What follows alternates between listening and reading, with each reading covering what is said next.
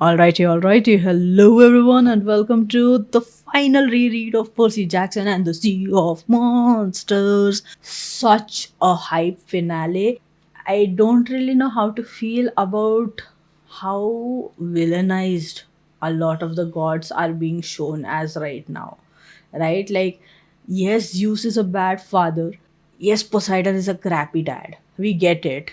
But with Zeus actively having smote Thalia and then having her be converted into a tree, making her lose like 6 years of her life, it feels like Thalia literally has zero reason to be on the side of the gods. I wouldn't be. I would be like, you know what, Zeus, fuck off, man. I don't really care about you anymore. And so I genuinely do have a feeling that she will end up becoming the huntress of Artemis really early on in the show. And what they are going to do is her trying to convince Annabeth to become a huntress as well. And that's going to be the conflict. What I don't think, the thing is, Luke in the books is extremely bratty and annoying. I don't really care for him after book one ends. I'm like, okay, I'm an dude, whatever, get off. Like, and he continues to be this annoying brat throughout all the five books until the very end. And we're kind of like, okay, I kind of get it, but still not enough reason to wage a war, but I kind of get it. But the Luke in the show, they've done such a good job with him that I don't see him tricking Annabeth into holding up the sky. I feel like he would be the one who would let himself get hurt before he lets Annabeth get hurt. Yes, he called her out on Princess Andromeda, like, you knew Thalia for 2 months, you don't really know her. Yes, he called her out on that, and that hurt emotionally, but also at the same time, I don't think he would actively let Annabeth get hurt. So I don't know how he's going to get her to hold the sky. And if it does end up happening like it happens in the books, I do think that it is going to be something that happens accidentally. Like, he genuinely does end up falling, and Annabeth does end up taking the weight of the world on her shoulders. But it is not intentional, it is something that happens by mistake, is what I am thinking. Anyways, I'm harping on about Titan's Curse because it is coming this year. I'm guessing November, December-ish, and I'm hyped for it. But we will talk about that when we get to that. For now, let's talk about the book and let's read the final two chapters of Percy Jackson and the Sea of Monsters. We start with the chariot race ends with a bang. I, honest to God, do not remember there being another chariot race. So I'm hyped to actually read and remember what is happening right now. I mean, all I remember is Chiron after he comes back to camp going, oh, you know what? The chariot race is kind of a fun idea. Let's actually bring it back. That's all I remember. So I don't remember there being an active chariot race. Let's read and see what's happening. Percy not wanting to talk to Chiron about Kronos because he was like, I mean, I've met plenty of embarrassing parents, but Kronos, the evil Titan Lord who wanted to destroy Western civilization, not the kind of dad you invited to school for career day. Oh my god, why is this kid so sassy? This is one of the things that I kind of prefer both in the show and the book. Is in the show we have a huge fight between the campus and Luke's army. Doesn't really happen in the book. We don't actively see conversations of there being spies in the camp. Like, it's offhandedly mentioned a couple of times, but we don't really get to the concept of there being a spy in the camp until like book 3 or 4. So it's not as serious yet in the book, whereas in the show you are actively in the war, in the battle. It's already begun, it's already underway, and so that is really cool and hype. But all that to say, the show does a very fast transformation of Thalia's tree to Thalia, whereas in the book the transformation happens slowly. It is 6 years of being trapped as a person inside a tree, with your spirit being fueled to keep the tree alive and the barrier strong. Plus, it is at least 2 to 3 weeks, if not more, of the tree being poisoned. I think it's 4 weeks, almost a month. I don't really remember. No, it's actually longer because when Percy comes at the start of the book, Chiron is already being dismissed. The tree is already poisoned. So it's been a longer duration of Thalia's tree being poisoned. So it's a slow healing, but it is healing nonetheless. So I kind of like both versions. Visually, it looked really dope in the show. Theoretically, it is very cool in the book. I like both. Clarice shoving Percy from behind and going, just because you were cool one time, Jackson, don't think you're off the hook with Aries. I'm still waiting for the right opportunity to pulverize you. Vibes. I like it. This is the one time I didn't agree with Percy. He just goes, I don't care about the prize, I just wanted to win. With regards to the chariot race, which is so not me. I want the prize. Give me free stuff. I always want free stuff. What do you mean by that? Yes, I want to win, but I also want free stuff. The prize is why winning becomes exciting and important. Are you just winning for the sake of winning? That's loser behavior.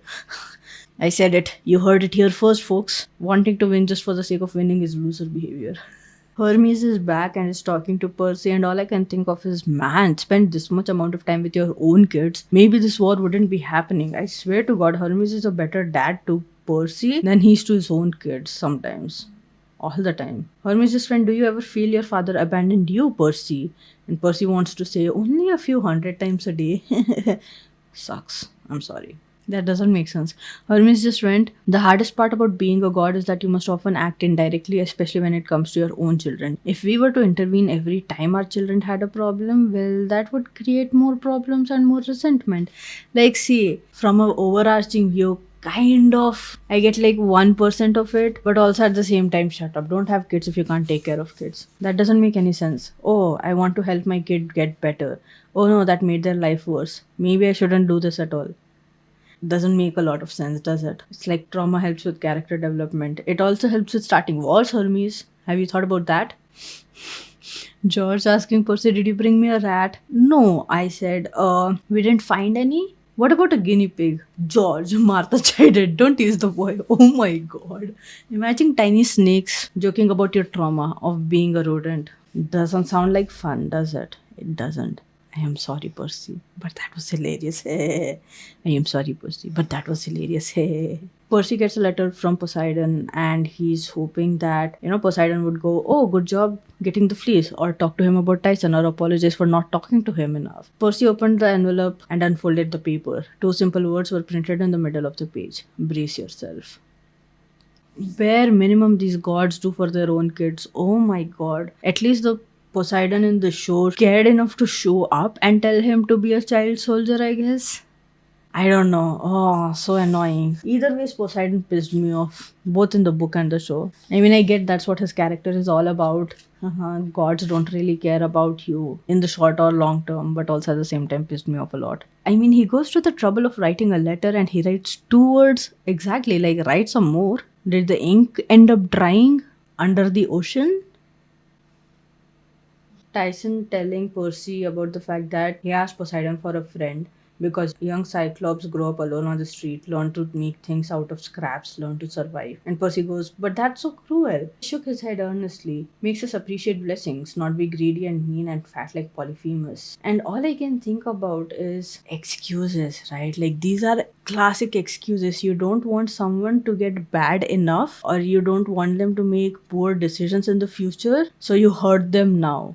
You teach them the difficult lessons of life now. But they're kids. They're supposed to be cared for and nourished and nurtured, not made to face the realities of life. Like, you do that enough as an adult and nothing makes you prepared for it. But that love that you received as a young kid definitely does reinforce the fact that, yeah, you know what, you got this. Does reinforce the trust you have in yourself and the belief you have in yourself. And the gods, I don't like it. It's like excuses to not take care of your own kids. Don't have them.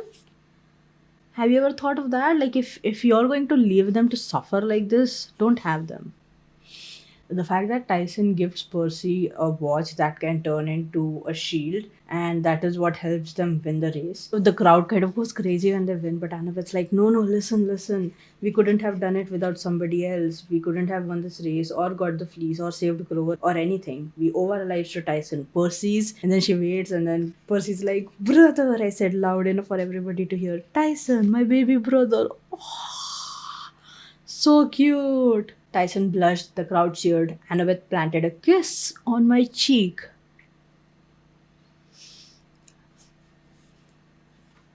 I loved these two kids so much as a kid. Oh my god. The roaring got a lot louder after that.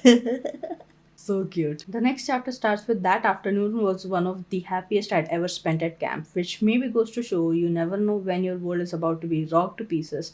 But also the fact that Annabeth's kiss probably helped make it the happiest afternoon he had ever spent at camp. Like just saying. I'm sorry, just saying nonetheless.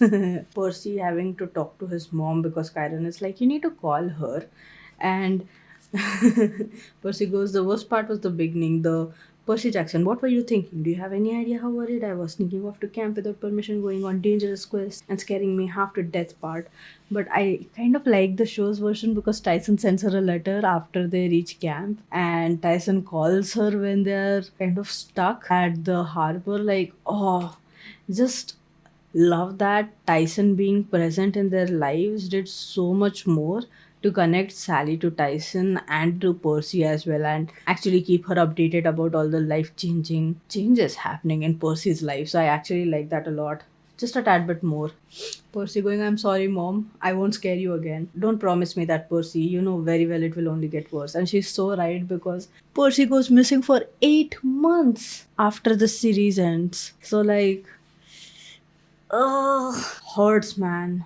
Sally going, oh, we will find a school for you, dear. Someplace where they don't know us yet.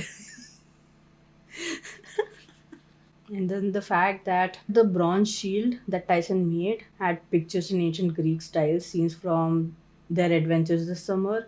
Annabeth slaying a Lastrygonian dodgeball player, me fighting the bronze bulls on Half Blood Hill, Tyson riding Rainbow towards the Princess Andromeda, the CCS Birmingham blasting its cannons at Charbitus. I ran my hand across a picture of Tyson battling the Hydra as we held aloft a box of monster donuts. Oh, so cute. Oh. I love it. Really so hype. It goes to show how hard Tyson worked on this present for Percy. He could have just given him a shield, but he was like, no, this is a shield that's going to save your life. Crazy. Cronus taunting Percy from the depths of Tartarus like Polyphemus is blindly in his cave, young hero, believing he has won a great victory. Are you any less deluded? Like, shut up. Why do you have to be like that though? The fact that everyone is so shocked that Thalia is there, but like Percy doesn't know it's Thalia, and he's like, she needs nectar and ambrosia, and grabbing her by the shoulders and lifting her into a sitting position, resting her head on my shoulder. Come on, I yelled to the others, what's wrong with you people? Let's get her to the big house. No one moved, not even Chiron. They were all too stunned. Then the girl took a shaky breath. She coughed and opened her eyes. Her irises were startlingly blue, electric blue. The girl stared at me in bewilderment, shivering and wild eyed. Who? I'm Percy, I said. You're safe now. Strangest dream. It's okay. Dying. No, I assured her. You're okay. What's your name? That's when I knew, even before she said it. Even Kyron, Annabeth, and Grover, who should have been celebrating this moment, were too shocked, thinking about what it meant for the future.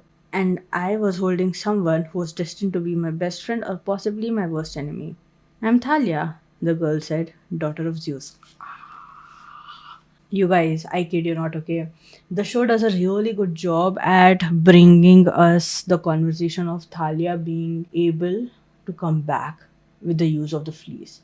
Right from, I think, midway through the season, we are like, oh, for new viewers, there is a possibility that Thalia is going to get revived. So that is hype. I absolutely love that. But also at the same time, as a kid, when I was reading that and I came to that last page and she goes, I'm Thalia, Thalia Grace, and Kyron, Annabeth, and Grover. None of them are able to speak. Percy's like, I don't know what to feel about this. I was so shocked. I was like, yo, let's go. That is so hype. And I think while it was really nice for us to get that perspective of Thalia being able to be resurrected thanks to the fleece in the show from mid season, I kind of like the shock and the joy and the, oh my god, this is crazy, what's going to happen next, that comes from reading the book and reaching that last page and realizing that Thalia's back, which was huge. And I get it, like they tried to bring that back with the fact that Zeus turned Thalia into a tree because he was pissed off with her. She doesn't know where Luke is.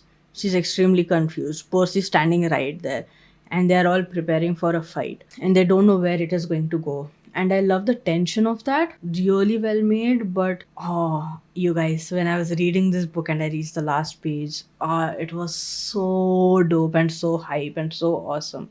But overall, I feel like the show did a really good job at translating book to show, at giving us new elements, fleshing out characters, making me like Clarice. I did not like Clarice until the very end of fifth book. I was kind of like, Clarice, okay, whatever. I don't really care that much for her. The show makes me want to wrap her up in blankets and take care of her, right? Like it did such a good job with her in the show. Luke is so much more fleshed out. I like Luke's character a lot more than I like in the book. Percy does such a great job. We are actively seeing the consequences of the prophecy in action and what that knowledge of the prophecy does to Percy. We are seeing the consequences of his fatal flaw in action. Everything is so well written, so well translated, book to show, that I honestly don't have any problems with it. I am hyped. Really cool show. I can't wait to see if they continue to stick the landing in season 3 or not. With all that said and done, though, I shall see you in the next one. I'll probably do something similar with Titan's Curse as well. Watch the episode, read the book. So I will see you then. Feel free to check out more of the videos that are available on my channel. Comment your favorite parts from these two chapters down below. Your favorite parts of the book to show translation. What you enjoyed the most about the show. And I shall see you in the next one. Like, share, subscribe. Until next time. Bye bye. Take care. Toodaloo. Let's go, let's go, let's go.